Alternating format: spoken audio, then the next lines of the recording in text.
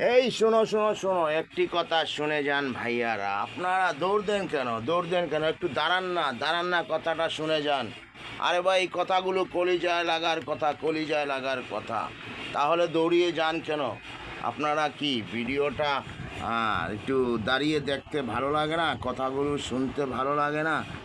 আপনারা শুধু ধাক্কা ধাক্কা দিয়ে দিয়ে দিয়ে উপরে তুলে দেন কেন? ফেসবুকে আমরা কি সবাই কাজ করতে আসিনি? ফেসবুকে আমরা নিয়মিত কাজ করি না? আমরা কি সবাইকে লাইক কমেন্ট শেয়ার করি না? আমরা কি বন্ধু বানাই না একজন আরেকজনকে? তাহলে কেন আপনি দৌড়িয়ে পালিয়ে যান? কেন ধাক্কা দিয়ে উপরে চলে যান? একটু কথা শুনে তো যেতে পারেন। কথাটা কি? হয়তো এজন্য অপেক্ষায় আছেন, ভিডিওটা প্লে করে বসে আছেন কথাটা শোনার জন্য, তাই তো? তাই কথাটা আমি এখন আপনাদেরকে বলি। কথাটা হলো কি জানেন? আরে মা মা মা, যেই মা আপনাকে আমাকে মাথায় তুলে রেখেছিল, 10 মাস 10 দিন গর্ভে ধারণ করে, মা ভিজা পানিতে শুয়েছিল, আপনাকে মাথায় করে বুকে পিঠে করে আপনাকে একটু ঠান্ডা লাগতে দেয়নি, গরমে আলগিয়ে রেখেছে।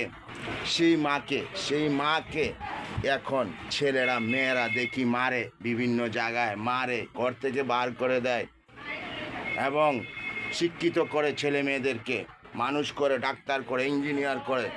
সেই ছেলে মেয়েরা এই মা বাবাকে বৃদ্ধাশ্রমে নিয়ে দিয়ে আসে। একটি বাবা কি জানেন? আপনার আমার মাথার ছায়া, সকাল থেকে রাত পর্যন্ত বৃষ্টি ভিজে, রৌদে টনটনা জলে পুড়ে মাথার ঘাম পায়ে ফেলে এই বাবাটা টাকা ইনকাম করেছে, আপনাকে আমাকে মানুষ করেছে, পেটে খাবার দিয়েছে। তারপরে আমরা বড় হয়েছি, বড় হয়ে সেই বাবাকে ঘর থেকে বার করে দিচ্ছি, বাবাকে গালিগালাজ করছি, বাবার কথা শুনছি না, বাবাকে মারছি, বাবাকে মেরে জায়গা জমিন দখল করে বিক্রি করে খাচ্ছি।